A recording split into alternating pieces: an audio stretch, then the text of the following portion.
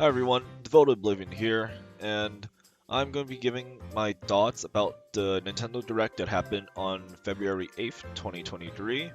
Overall, it is a pretty good Direct, and I will be mostly talking about the games that caught my interest, so ones that look interesting to me, and I will be not talking so much about the games that didn't catch my interest, since those are probably out of my preferred genre of game and just it doesn't look appealing to me. But with that out of the way, let's get started. So the first game they showed off was Pikmin 4, and I think it was a pretty good opener to the Direct. It looks very charming, and it does seem like it will be a good game. I'm not a Pikmin fan, but I can definitely see the appeal. I only learned of Pikmin through watching Chugga Conroy's Let's Play of Pikmin 3, and that sort of got me a little bit interested in Pikmin, but the type of game is not my type of game. Uh, I like the concept of Pikmin, it's just not my type of game. What else was in the Direct? Well, they did show off Ice Pikmin, which is a nice new addition. That makes me wonder how many more Pikmin are they gonna introduce? Since I think in 3, based off memory of watching Chugga's Let's Play, it was Rock Pikmin, Flying Pikmin, or Winged Pikmin, and I think that was it. It was just the 2, I could be mistaken. It has been a while. The new dog pet looks pretty cursed to me, but I guess for a Pikmin setting it would fit. I think it is pretty neat that it's pretty much the strength of a purple with carrying 10 in that one scene. Being Pikmin 4, it looks like you have 4 playable characters, like how in 3 you had 3 characters, so I wonder how micromanagement is going to work in this game. And I like that little bit at the end where they teased something related to night. I think this could be the first game that you can explore at night, which is going to be very interesting. But overall, I think Pikmin 4 does look like a really good game, and if you're a Pikmin fan, kudos to you. You are definitely in for a treat from the footage that we saw. And since I'm not a Pikmin fan, I get the appeal, but it's not the end of the world that it started off on this note. But anyways, next thing to talk about is Xenoblade 3. I am a massive JRPG fan, and my friends know I love Xenoblade. So when I finally we got to see the DLC, I was pretty excited and stoked for it. So, starting things off, we got the new hero, Masha. I'm actually a little disappointed that we get less heroes compared to the amount of DLC blades that we got in 2. It's not too bad. I think the game already gives you more than enough heroes, and it's one hero which is Ino, the next hero which is Masha, just 2 additional heroes. I don't think it's that bad, but I would have liked like maybe 1 or 2 more, so like 3 or 4 total. But oh well. The Masha's crafting though, that looks very interesting. Maybe that can help use up some of the resources that you find throughout the game, but I'm not so sure. It is coming out on the 15th, so I'll be looking forward to that. Let's see. It was Arcsage's Gauntlet, and that is going to be a very fun challenge battle. I love a lot of heroes, and I did wish that we could have a party of heroes, or we could switch people out for heroes, but we couldn't, and it's just the 6 playable plus 1 hero. So I think Arcsage's Gauntlet is going to be pretty fun, since you just have your main character from the 6, plus whatever hero decides to join you or show up, and that's gonna be pretty fun. I actually can't wait to have a chain attack of just pretty OP heroes, and I'm gonna be pretty happy for that. I wonder what rewards you're gonna get overall, besides the costumes, maybe some more materials and such, maybe something else, I'm not sure. It's been a while since I played, since Wave 2 dropped. But enough about Wave 3. Wave 4 is what, not just myself, but I think many people, many Xenoblade fans are very excited for. We have the Wave 4 story, and that is, well, not the whole story, but a snippet of it, of what to come, and I just got blown out of my mind. I was very loud. My reaction was priceless. But basically, my jaw was gaping just because we see not just Shulk, well, adult Shulk, but we see adult Rex, who I didn't think he would turn out that way, but most importantly, we have Alvis being like the all-encompassing deity, and he is looking like a villain. I'm actually so excited for this, since we don't know what happened after Xenoblade 1 and Alvis, and what happens after. So we don't know if this is going to be a prequel or sequel, if not maybe both, to Xenoblade 3, since we don't know when this takes place in the timeline. And what makes Adult Rex also more notable is that he's dual wielding both Aegis swords, Pyra and Mithra's swords. No sign of Numa's, but I don't care. He's holding 2 swords, so this is gonna be crazy. And near the end, there's that one snippet of another character, and that looks like to me, and probably to a few people online because it's been a few days, is that the third character that we saw there that looks like the founder looks like the MC of Xenogears. So I am really looking forward to it, to see how this is gonna play out. Just give me a release date. I cannot wait for the next Direct to give us the release date on Wave 4. And I'm hoping it comes in during a time where I have a lull in games to play, but we'll see about that. Okay, enough about Xenoblade. Let's move on to the next game that caught my interest, and that's DECAPOLICE.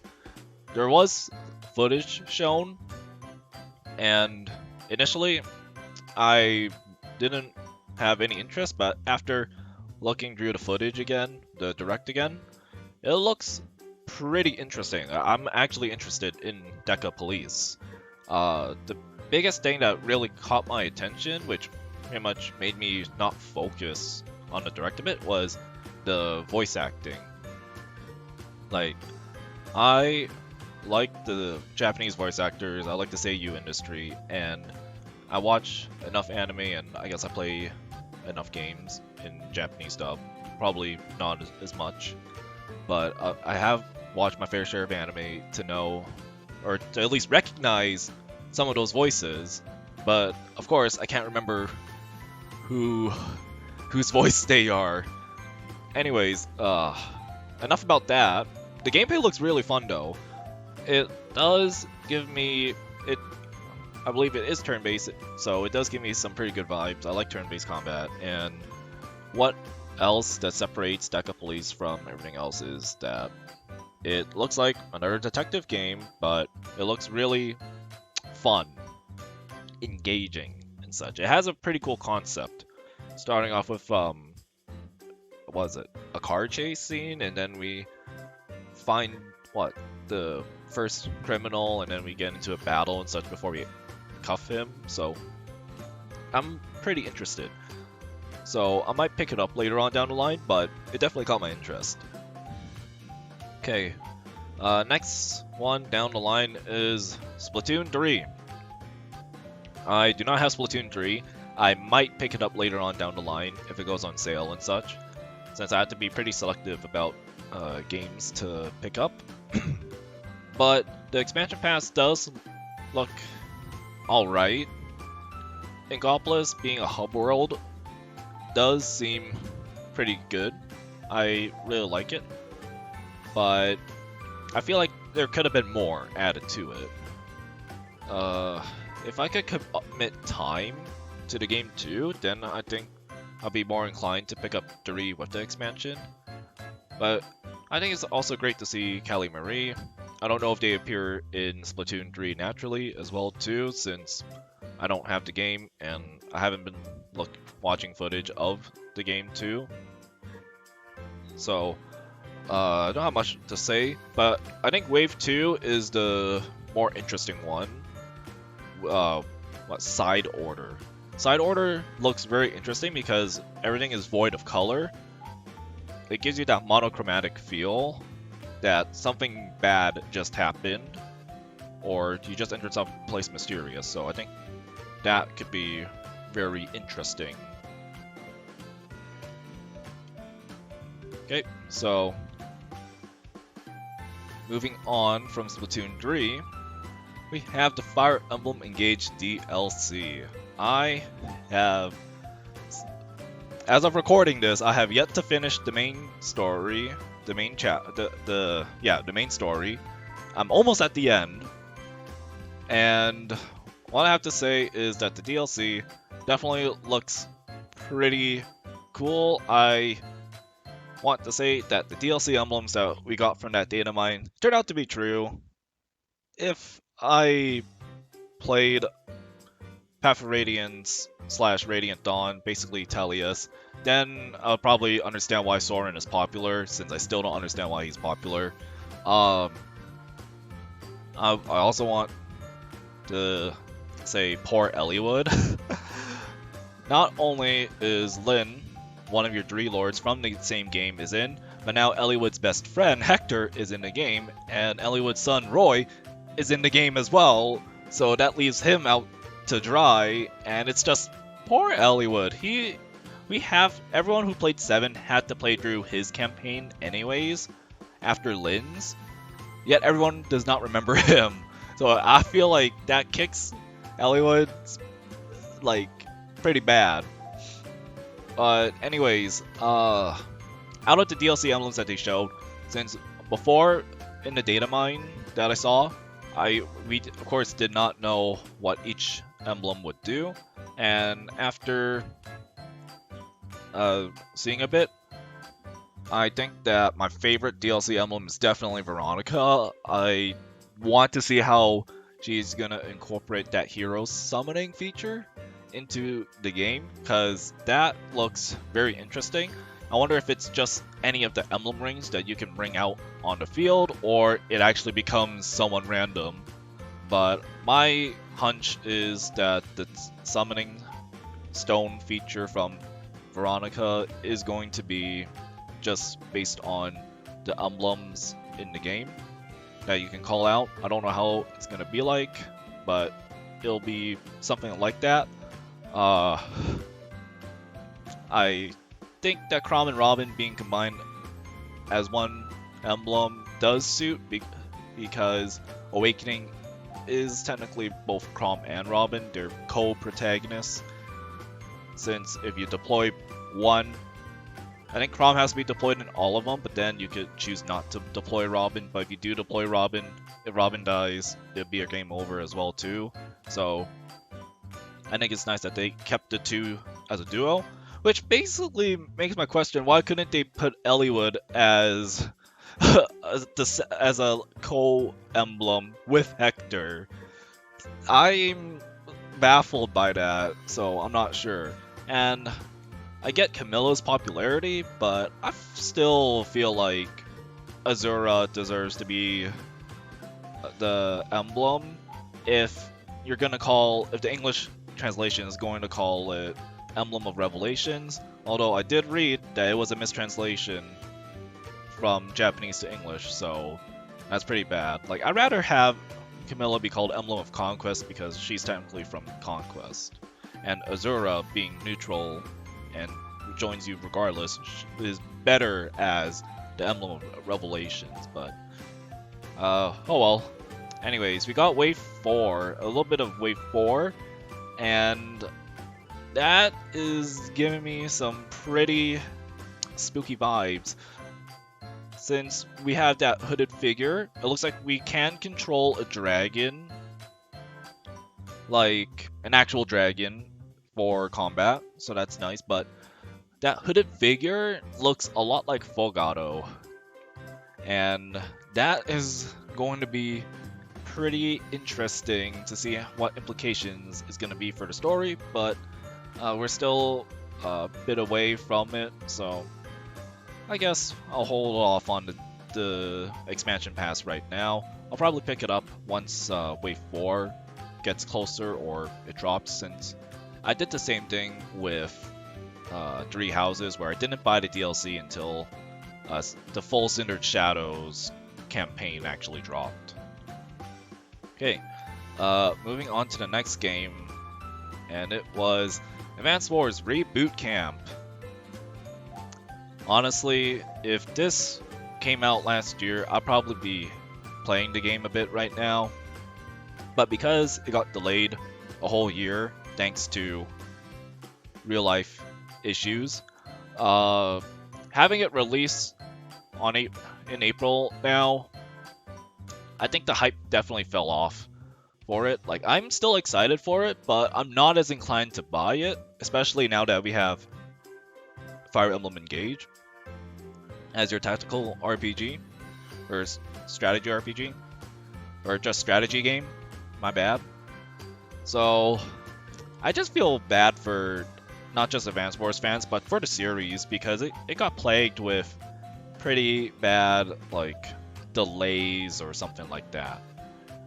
So, I might pick up Reboot Camp later on down the line if it goes on sale and such, but at least for release date, it definitely is not on my radar, just because it had a pretty awful time.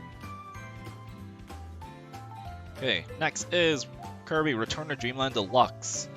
I played the original on the Wii, and what I have to say about Deluxe is I am not liking it. I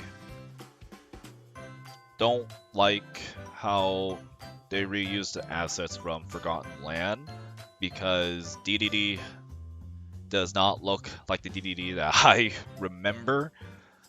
Like, in the context of Forgotten Land, I think that DDD makes sense, but by reusing the model for Return to Dreamland Deluxe, I don't really like that. Like, the art style choice also seems a little odd. Like, the black outlines make it look like a 3DS game, like how Smash for 3DS had to have a bit of those outlines to differentiate, or sort of like, not differentiate, but like make the character more noticeable. I will say Magolor's story does look interesting, but you have to finish the game before you unlock it, and even though Magolor's story does look interesting, I don't think it's enough to make me buy the game. So, Return to Dreamland Deluxe, if I know someone else who buys it, then I might borrow it from them, but otherwise it's a hard pass for me. It doesn't look appealing enough. Okay, next is the big thing, which is the Game Boy and Game Boy Advance games coming to Nintendo Switch Online. I want to say that it does look nice to the older fans who grew up playing these. I didn't really play Game Boy games, and my Game Boy Advance games I just play on emulator because I never had a Game Boy Advance. So it was hard for me to even play it naturally without emulation. So I think the Game Boy games being accessible right off the bat if you have Switch Online is nice, but the Game Boy Advance games being locked behind the expansion pack does hurt a bit, since I definitely saw Fire Emblem 7, but Golden Sun is going to be added, and I really like Golden Sun, but I don't think it justifies enough. I know that they'll probably add more games to not just the Game Boy Advance library, but the N64 library, but I don't think I have the money right now to upgrade to the expansion pack. I am under the family plan and actually pay for that, but I don't think it's enough to buy the expansion pass, especially when everyone else in my family plan is most likely not going to be using it. So that's one thing. But I think it's nice. I think the price does make it a bit more justifiable with the GBA games being added, but it's not enough for me. Okay, next we have Metroid Prime Remastered. I have only played Metroid Other M on the Wii, and what I have to say about Metroid Prime Remastered is I'm a little bit inclined. I didn't get to play it on the GameCube when it came out, so I sort of have a bit more interest for maybe buying Metroid Prime Remastered. Based on my experience from Other M, I definitely prefer the 3D aspect. Even though it's first person, it's still a 3D environment than the 2D games. I think it's just a style choice for me. So I might pick up Metroid Prime Remastered later on, but it's still probably later on down the line. On my radar, but not as big. Like Advance Wars Reboot Camp, sorta. But it is great to see more Metroid. Maybe this Metroid Prime Remastered can help bridge the gap between this and probably more news of Metroid Prime 4. Okay. Next game is Master Detective Archives Rain Code. This game almost immediately caught my attention since it is made by Spike Chunsoft, and I was wondering why it looks familiar. It is familiar because it looks to me to be the spiritual successor to Danganronpa, and I have played all the Danganronpa games, and I am still a fan of Danganronpa, but Master Detective Archives Raincoat definitely looks like a spiritual successor. I saw that they reused some assets from V3, so the portraits definitely are reused style from V3, and the cut in, like when you say no, that's wrong, that in this case it's bigger and expanded to be like almost a full body shot or upper body shot. That was a reused asset, and I can't wait for this game. I'm actually very excited for this, and I don't have much else to say. Like it looks so interesting. It's giving me Danganronpa vibes, at least for the mystery feel, detective feel, and I just can't wait for the release. Okay, next game is one that I saw rumors for, but I did not believe them to be true, as I thought there'd be no reason for them to announce it this early. But the Baten Kaitos HD remaster is coming, and I am the most excited for this. If I have to say what I'm excited the most from this direct, the first thing that came from this direct that I'm excited for is Xenoblade 3 Wave 4. But right after that, for number 2 spot for the most anticipated release I'm looking for, is the Baten Kaitos remaster. I am pretty much the most excited for this, if it wasn't as like a brand new game and not just DLC. So, like I mentioned, I heard rumors about it, but I did not expect it to be shown in this direct. I thought it would be a later direct. But when I saw Oh, when I saw the wing out from Callus, I was like, no, no way, no way it's happening. And it started playing, and it just got very, very nostalgic for me. My older brother bought both the games, and not, and we played both of them. Well, in his case, he did play the first game, but not much of Origins. While I actually played both, and I can't wait to re-experience these games again. Not on the GameCube, because there are definitely some issues on the original release. But I'm very excited for this. At least in terms for the first game, the UI, just the UI in general actually looks so much better, so much nicer, cleaner, and just more detailed.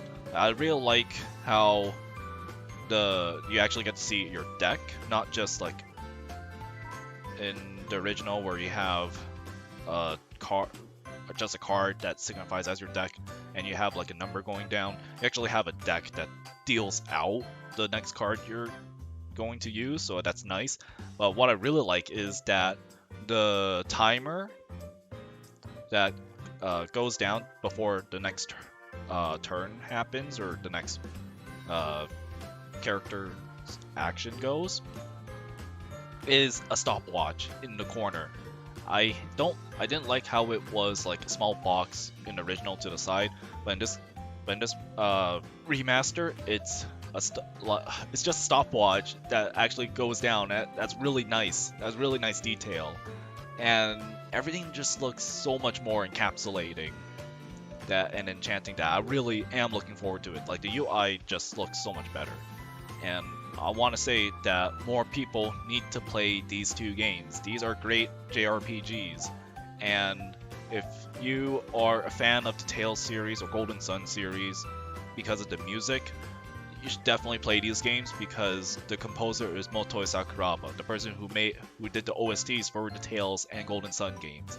And this game, this duology, is probably one of my, if not my favorite OST to come from Sakuraba. Oh, enough gushing about the music.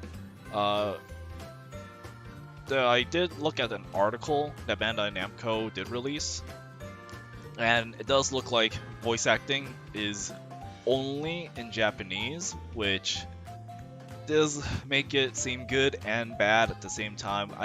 It's good that there's only one audio option, and the voice acting is going to be consistently at I guess, a better level. But I think it sucks. It feels bad as well too, since for newcomers to play these games, they won't be able to experience what the original dialogue said in English is gonna be like. And for fans of the series who know, the voice acting is pretty bad, but I felt like if they kept the English voice acting, and it's still, please be better quality, or leave it the same just so everyone can see how it was back then. But voice acting, I'm a little bit indifferent on. Like it's great that it's only one set of audio is Japanese, but it does suck to not hear the original voices again, which means if you want to hear the original English voices, the English dub for the game, you have to watch an English playthrough online on YouTube or play the games yourselves. And with that, it might give me more reason to play a mixture of both this remaster and original on the GameCube. Alright, let's move on. Mario Kart 8 Booster Wave 4, Yoshi's Island. The new track looks very beautiful. I am liking it. I don't have the game, but if I ever play it with my friends, because I know one of them, maybe two of them, probably two of them, I believe, have the game, and they might pick up the booster, then it'll be nice. But if not, it's not a big deal breaker for me, I think. But I still think the Yoshi's Island track does look very beautiful and definitely encapsulates the Yoshi's Island feel. Okay, next was their sort of montage, and the games from the montage I want to mention is the Battle Network Legacy Collection. I am a pretty big Battle Network fan, and I still can't wait for this game. I probably will not be buying it on release, just because the price is higher than I thought it would be. Even though it is like 10 games. Well, 6 games, but you're technically 10. It's just priced pretty high. I think it's like right now Canadian $80. I will probably pick it up later on down the line, since there's also other games I want to play before it. But I am very much looking forward to the Legacy Collection. And this year might be the year that I buy remasters and collections, just because it looks like they're pumping out more of those this year than any other year that are on my radar. But there's one remaster that I'm not looking forward to, and that's the Tales of Symphonia remaster. The game still does not look like a remaster to me. It looks like they're just copy-pasting it from the release on Steam, on the Chronicles release, and it just doesn't seem like it. I get that there's gameplay or hardware spec differences between the original and GameCube, which I own thanks to my older brother, and the post-releases, which is the Chronicles version based on the Japanese exclusive PS2 enhancement. But as a remaster, it does not look really remastered to me. I would rather play the original on the GameCube or buy a copy of the Steam release of it on sale than to buy this on the Switch. It just doesn't seem like a remaster to me. If they wanted to be a full remaster to capture my interest, they would bundle it with Dawn of the New World, just like how they did with Chronicles. I think that would be the only way they could get me to play this game or buy this.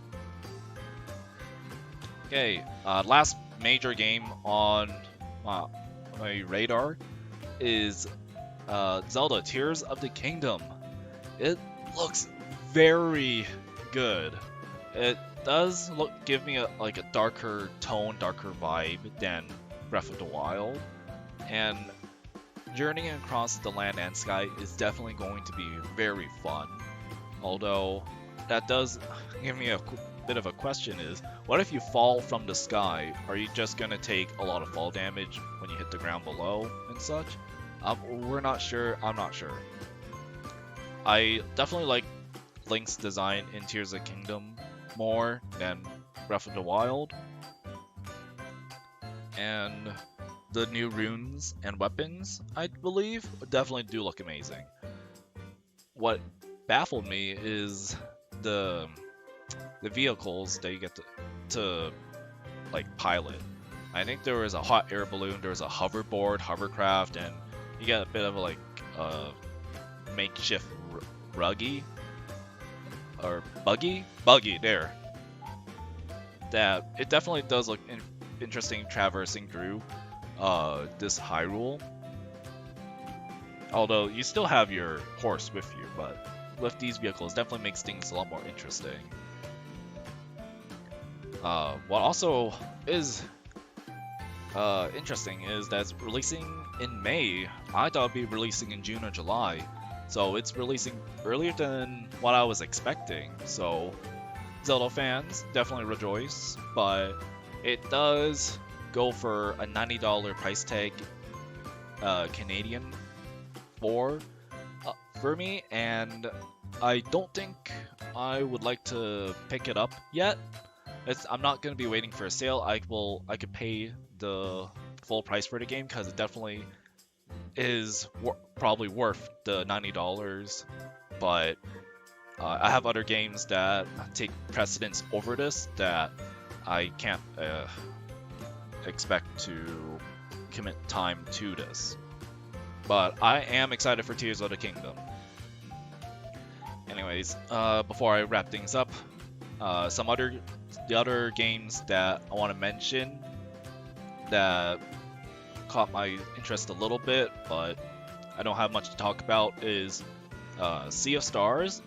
It looks nice, and it does give me some Golden Sun vibes, so maybe a Golden Sun remake can happen in the future, since Sea of Stars definitely give me some Golden Sun vibes that I might want to pick it up later.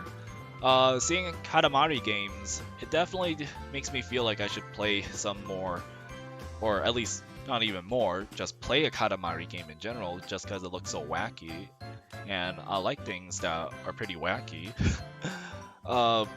I am happy for Professor Layton fans. I definitely feel like I should play the series at some point, but I'm happy for Layton fans. I definitely, after playing Danganronpa, I do want to get into more visual novel or detective games, just because they are very interesting, so I might pick up the new Layton game later on, but nowhere soon, since I do want to experience the previous Layton games at some point.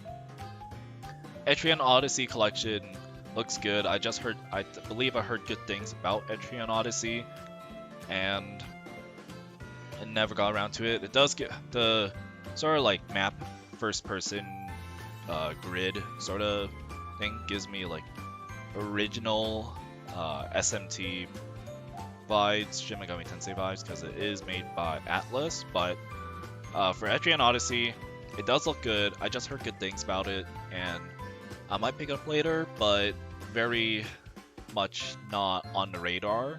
Caught interest, but not on my radar to buy. And yeah, every other game that I didn't mention up until this point just didn't have the appeal to me, but I do want to say props to the people who are going to buy them or are excited for the other games I did not mention in this thoughts and impressions video. But anyway, with all that said and done, those are my thoughts on the latest Direct. What does everyone think? I want to see what some of you guys are excited for. So let me know in the comments below, and yeah, I'll see everyone next time.